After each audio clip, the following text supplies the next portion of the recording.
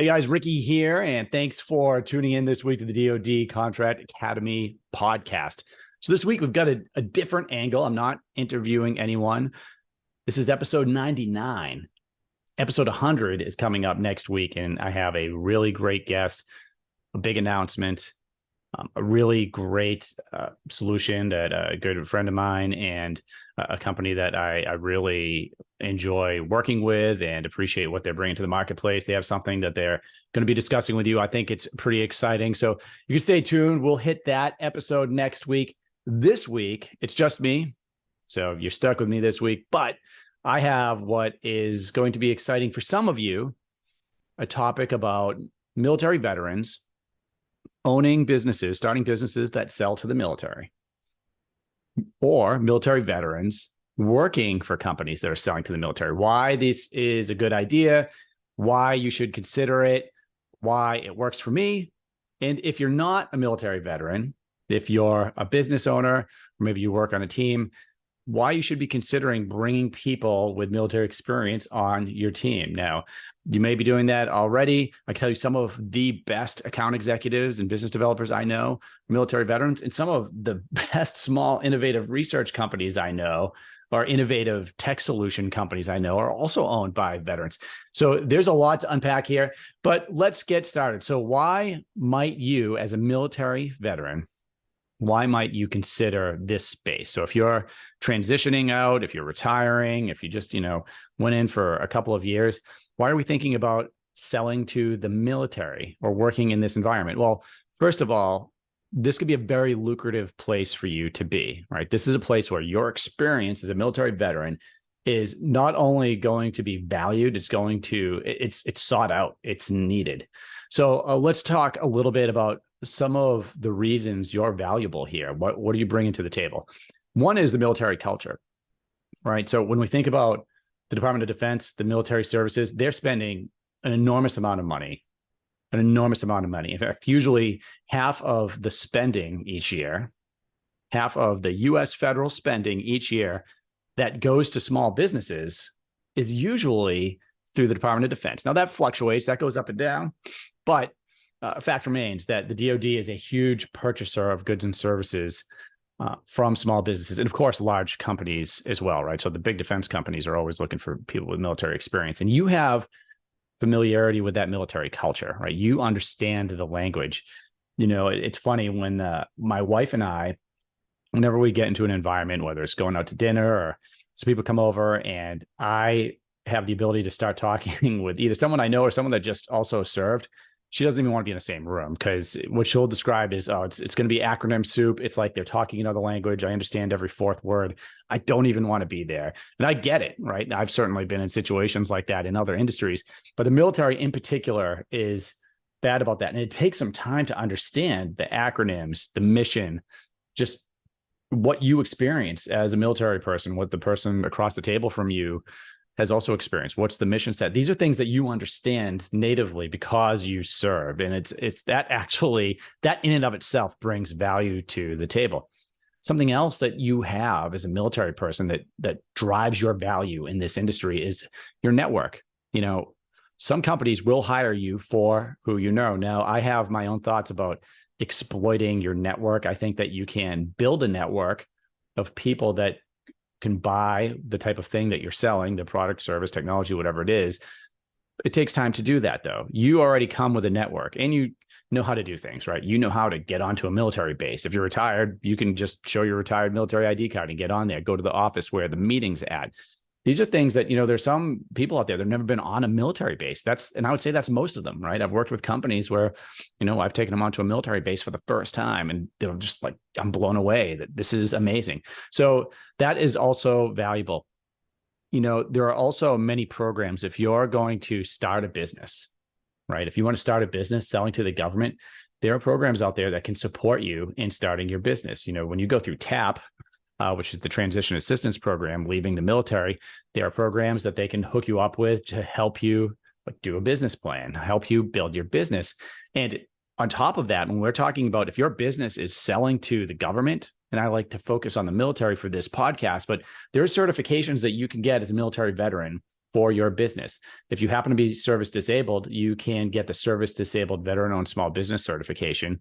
And it's roughly around 3% of contracts are going to be set aside just for companies with your certification. There's also veterans own small business certification. And I think I'd have to check this, but I think that you can self-declare that you're a veteran-owned small business. Now, I know that you have to go through a certification process for SDVOSB. Even if you do self-declare it, if you see that option in there, just so you know, when you're in, because you register your business in sam.gov, but you can look for in there, you can say you're a woman-owned small business. You can say you're a service-disabled veteran, but you need certifications for woman-owned small business. You need certifications for SDVOSB, and you can go to the Small Business Association website, SBA website, and you can find all the information there. So, but that is something that will help you to win contracts. You can't rely on it solely, right? But that's something that gives you a little bit of advantage. We talk on, I've done, I don't know how many podcast episodes where we talk about exactly how you might use a certification to eliminate competition or influence the government, or, especially with the VA, with that specific certification, you'll see the VA in particular is going to award contracts to, they have a veterans preference, and maybe we'll do a podcast on that preference in the future. I think that's actually a really good idea. Now, you're going to have a perspective because you served in a certain part of the military. So let's say that, even though I'm talking about, let's say you're working for a company, you're looking to work as a business developer or an account executive, because those are going to be two positions for you as a veteran that are going to be high paying, typically, and they're designed to sell something, develop relationships, find opportunities with the government. Now, let's say you have no contracting experience or any of that acquisitions experience. Well, that's most of the military, right? You don't have to have that. You have the network, you understand the mission. So let's say that you are a flight line mechanic, right? And if you're looking at jobs working for companies that sell components that go on aircraft, or maybe something to do with an airfield, well, all of a sudden you become very valuable, right? You understand that mission better than almost anybody out there, certainly better than the company itself, right? They probably make a couple different parts or maybe a software tool, but you actually understand what they're doing on the airfield. You understand what that job is, and that's going to be valuable to certain companies that are in that particular niche, right? And you're not restricted to companies that only are doing something or selling something related to what you did in the military. I'm just giving you an example of how you can even be more profitable for them, right? You might have been a flight line mechanic and a software company is just looking, they want to, sell to the Air Force. Well, if you were in the Air Force as a flight line mechanic, you still have all that Air Force experience and connections and everything else. So you can learn the government acquisition stuff along the way. You can listen to our podcast and learn a lot of it. So there's that. Now, you certainly have skills that you've learned in the military, and that's, there are books and entire podcasts dedicated to how do you translate your leadership skills and what you've learned in the military to the business world. And they are transferable. And I'll also tell you this, you're going to learn a lot when you go to work for other companies and businesses, because there's things that those companies are doing that we don't do in the military, right? So you're going to learn a lot. You certainly bring a lot to the table. And that's one of the things that I just want to bring up about working in this area, go and work for these businesses. Let's stick on that thread for a second, right? When you're looking for a job as a business developer or an account executive, not only are you typically getting a salary, but also you could be getting a commission. So if you're good at your job, you think about how big some of these defense contracts are, that commission could be more than one commission check could be more than you've made in the entire lifetime of your military service. So, and that might be an extreme example, but it is absolutely a legitimate one. And it's one that I see more often than you'd think. But having a paycheck that's coming in as well as a commission check, that's pretty valuable. And, it's something I think you need to consider if you're a veteran. So probably, in addition to it being lucrative, that there's an opportunity for you. I think for me, because I did take like a 6-month break after I got out of the military, I really missed the people that I served with, and I missed the mission, and I missed the sense that we were really doing something that could impact the world and protect Americans, protect freedom, right? Kind of institute our values across the globe. And this is a way of staying in the game. And I love it because it keeps me constantly not only connected to my network of military guys and gals, some of which have retired now, some of which are still in, but I keep meeting new people, and I'm actually connecting with a lot of people that I haven't even seen in 10 years. As I go to things like the defense conferences and working with different companies, and it's really enjoyable. But sometimes they reach out to me to get advice on, different jobs, or if they have a business, how they can sell to the military. So there's lots of different reasons for getting in this space, but I just want you to know that you are, as a veteran, well suited for this in most circumstances.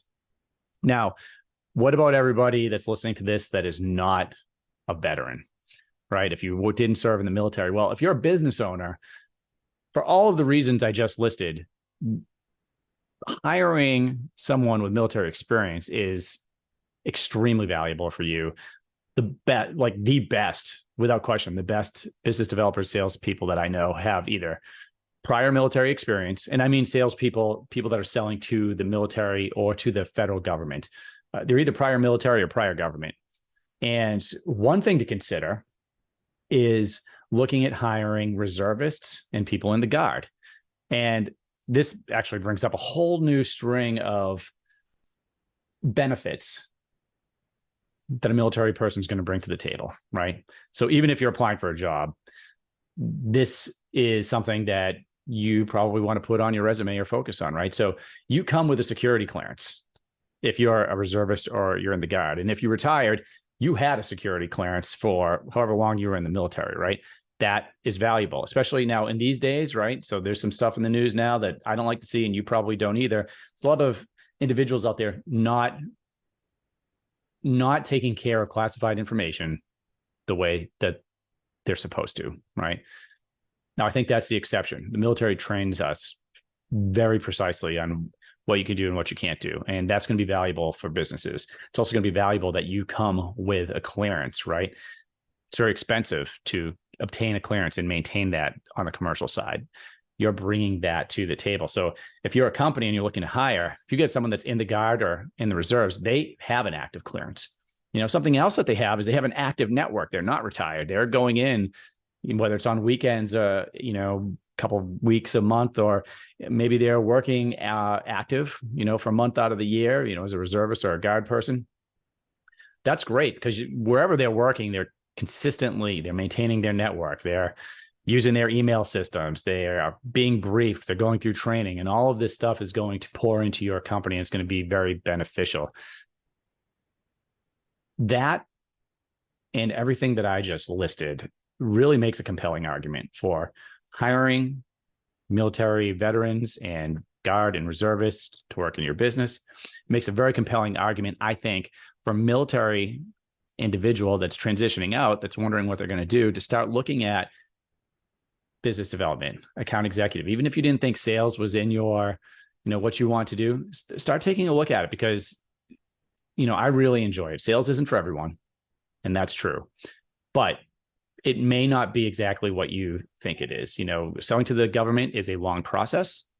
It is not something where you're going to get on the phone with someone. You're not cold calling people and closing deals on the phone. That's not how the government puts businesses on contract. This is about developing relationships and fostering those relationships and providing value. So if that sounds a little bit better to you, and knowing that there's a paycheck at the end of that's pretty substantial, then this is something for you to think about. And then finally, if you're an entrepreneur, if you're getting out of the military, maybe you're retiring like, I did, you have a retirement check. This is a great time for you to start a business, right? Because you have medical insurance, you have a retirement check coming in, you might have a disability check coming in. And so that there's going to be funds coming in to support you and your family. Now might be the time for you to start a business. And I wouldn't advise you to just focus on selling to the government. I would say you probably want a government stream and a commercial stream, because that's really going to give you the most stable business. They can both offset each other. You can't make the government give you contracts, and you can't control the economy, right? So sometimes one's hot and sometimes the other isn't. Sometimes they're both hot, but at least with a government contract, they're stable, especially if you're on something like a 2-3 year contract over time, that you can kind of count on that consistent money coming in. And it depends on what you're selling, right? But could be very valuable for you to think about that federal side of your business. And like we said, there's lots of programs out there for you as a former military, retired military person, a veteran that you could take advantage of. So hopefully this has been beneficial to you.